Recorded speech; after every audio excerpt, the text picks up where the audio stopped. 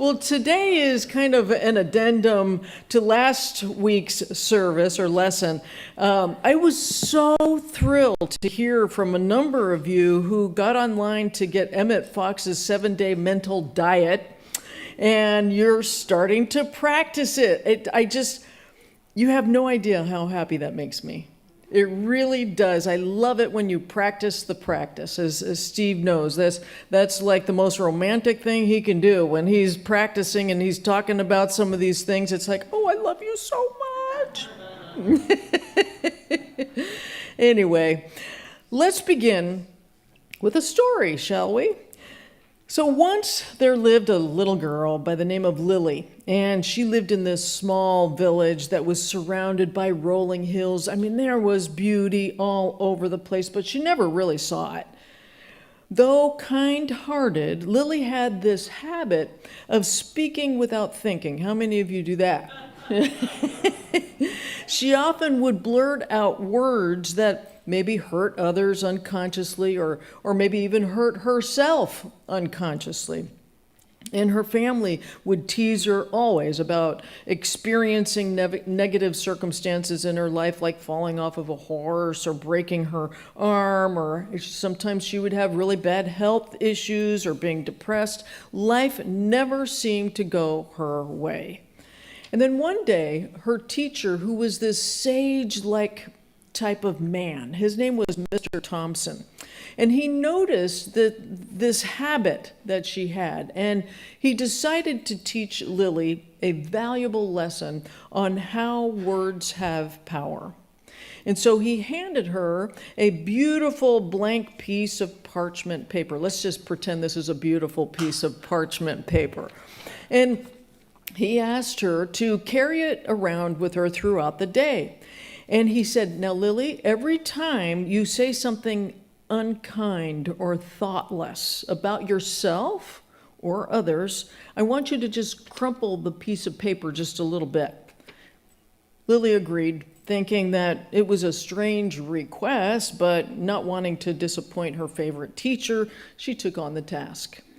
And as the day went on, she found herself making small, little, careless comments, to her friends, laughing at people, maybe about their clothes, or criticizing others' mistakes, or degrading herself, just affirming how terrible she was. And each time she remembered to crumple up the paper. By late afternoon, it was a crinkled mess. That evening, Lily returned to Mr. Thompson with the crumpled piece of parchment paper. And she said, look, teacher, the paper is ruined. Indeed it is, Mr. Thompson said. Now I want you to try to smooth it out so it looks new again. Well, she tried. She tried her best to carefully, flatten it out with her hands, and no matter what, the wrinkles and creases still remained. And frustrated, she looked at Mr. Thompson and she said, no matter how much I try, I can't make it perfect again.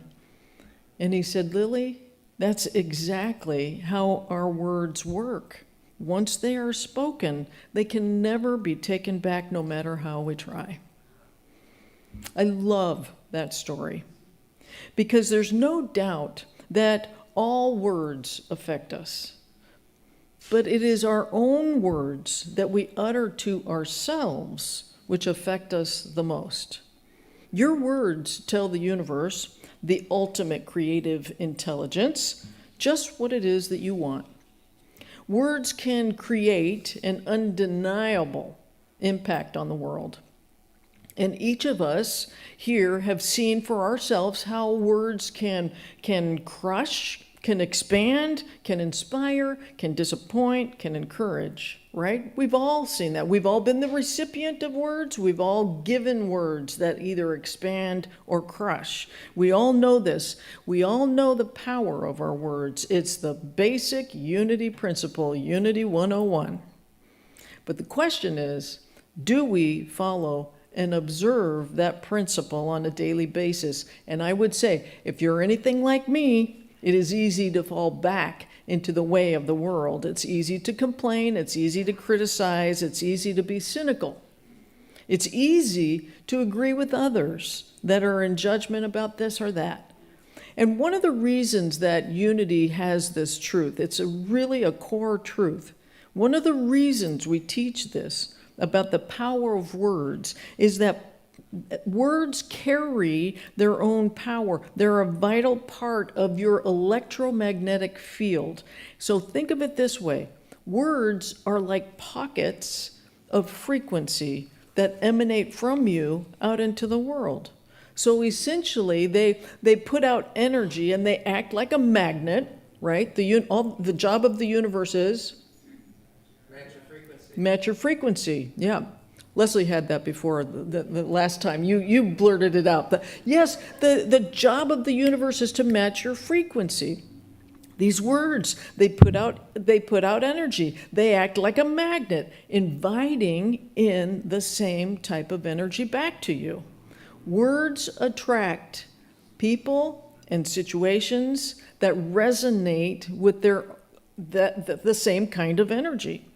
And because of this, words can become your most significant resource in manifesting the success you seek and the kind of life that you want to see. My friends, really get this. Words are as close to alchemy as you could ever come. You are an alchemist of energy. If you don't get anything else, you are an alchemist of energy. And this is why Unity teaches affirmations. Basic 101. Because language is the mechanism through which we pass frequencies. Whatever we say is what we will experience in our lives. So if we're saying, I don't have enough money, by law of attraction, you will not have enough money. I know someone who is constantly saying, oh, I'm so overwhelmed and so exhausted. And she knows these truths. I don't need to remind her over and over again. But I do feel like yelling at her in a most ministerial way. Guess what? Guess what's going to be your reoccurring experience? And guess what? She's always overwhelmed and exhausted. Whatever you say with conviction, that will be your experience. Words cast a spell. That's why they call it spelling.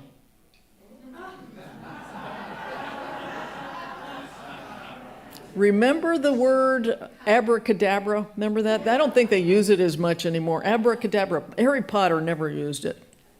But if you look up that word, it's an Aramaic word that means, I will create as I speak.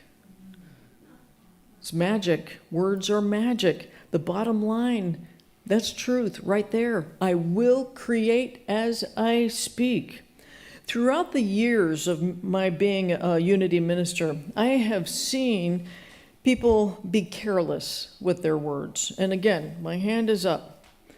People that gripe about the state of the world only to attract similar energies into their lives and to attract more to complain about, more to moan about. And I have heard people speak words with great claim and great authority, such as my cancer. They claim it's their cancer, and then they wonder why they are not getting better. They claim it as their own. I have no money. They claim it as their own. I always have trouble with my car. Guess what? They always have problems with their car. I will never attract a good relationship. I had that one before I met my darling Steve. But mine was, nobody wants to date a minister. And you know what? Nobody did. Until I finally changed that one. It's like, wow, look what I affirm. And a lot of females in the Unity movement that are ministers, they all have that same affirmation. It's like, what are we doing? Why are we supporting each other in that? You get what you don't want when you speak words of what you don't want. And carelessly, we speak it with authority. We're not even mindful. Words are pockets of frequency. Therefore, speak about what you want. I am healthy. I am wealthy. I am loved. I am adored. Say things like that. It is so simple to make this small shift, and it's very elementary, but it's so simple to make this small shift, being mindful with your words, and that shift will have enormous benefits. I'm so grateful for Dr. Emoto. Many of you remember Dr. Emoto. He wrote the famous book, The Hidden Messages of Water, where he demonstrated the enormous power of words. I would love to see this book in every educational system. If little kids could just know how powerful their words are. It is my most favorite demonstrations that he did on the energetic frequency of words. You might remember through photographs, water molecules being subjected to different kinds of words. So he would take these bottles and put water in it, and then on the bottle he would write different kinds of words, such as love, thank you, blessings.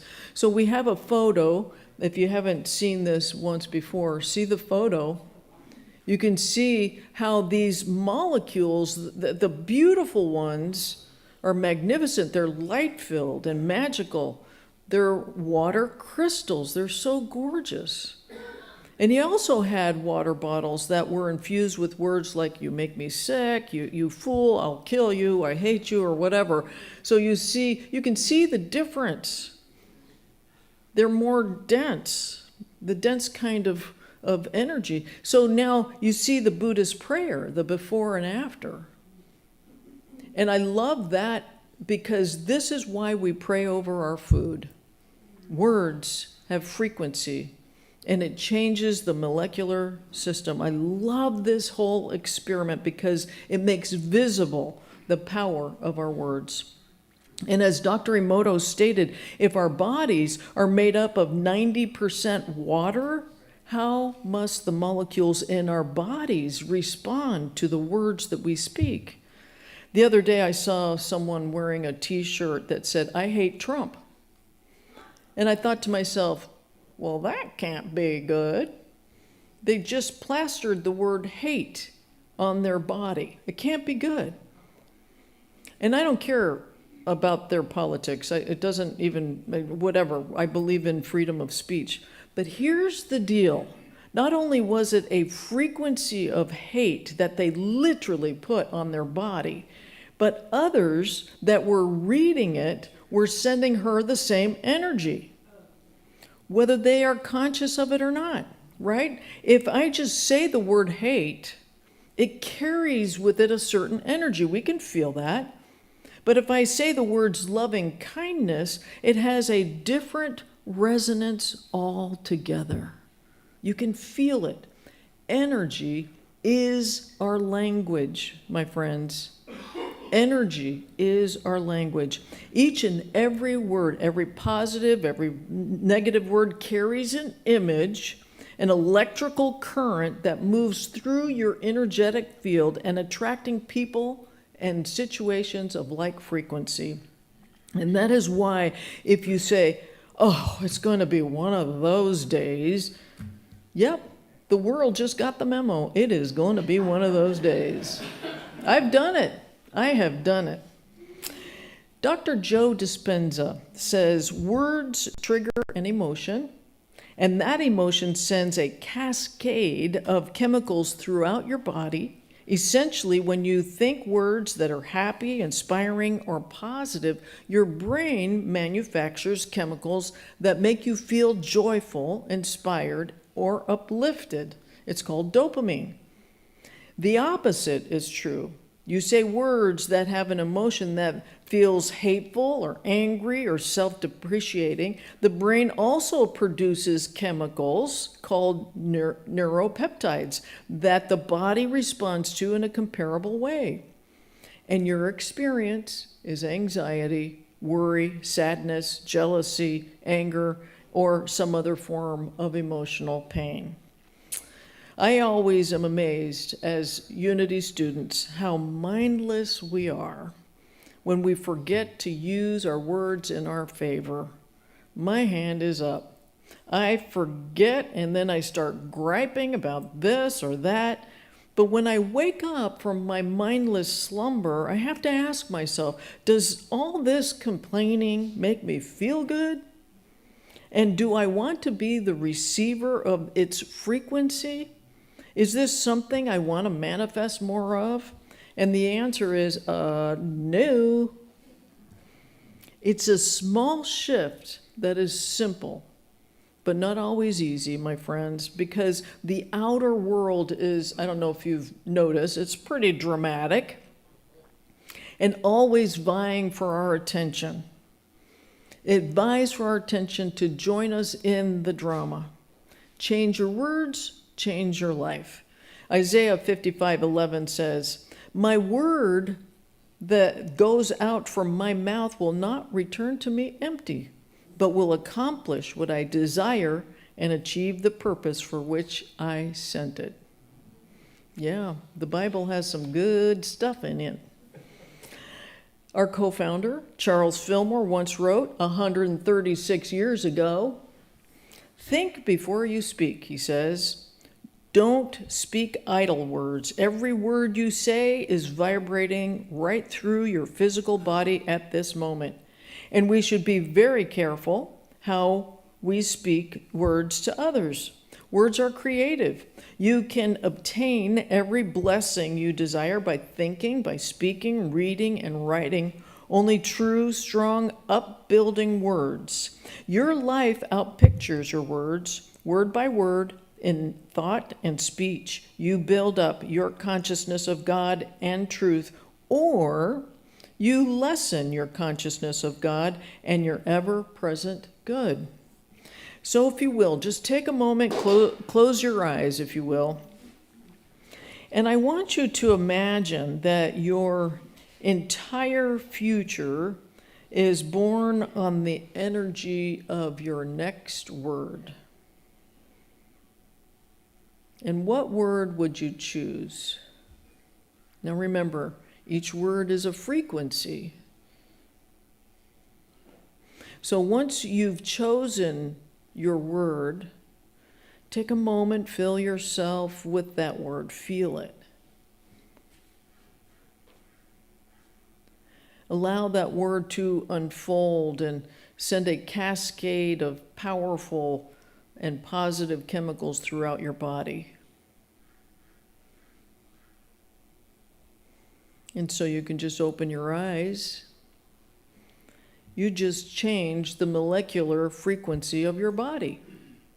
From this moment forward, throughout the rest of your day, you will attract good and happy experiences. You will always be in the right place at the right time because you had made yourself that energetic frequency.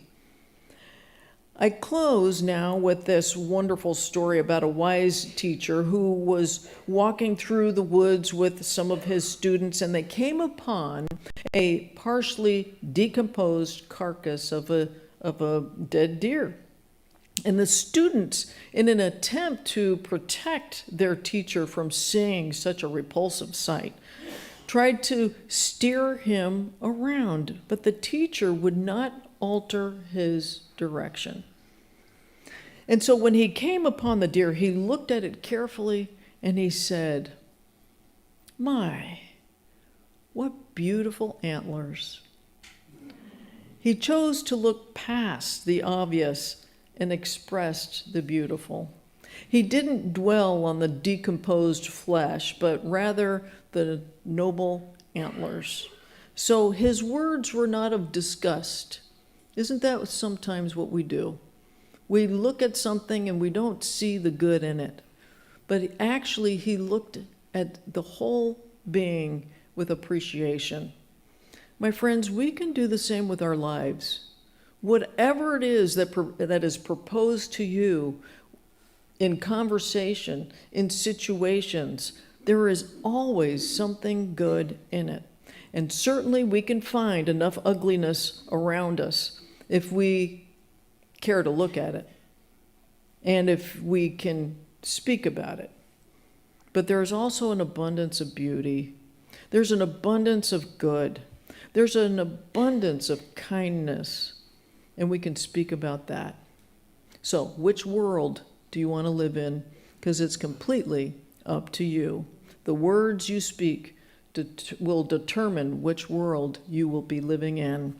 And so with that, can I get an amen? Amen. And so it is. All right. Well, this is the time and the thank you.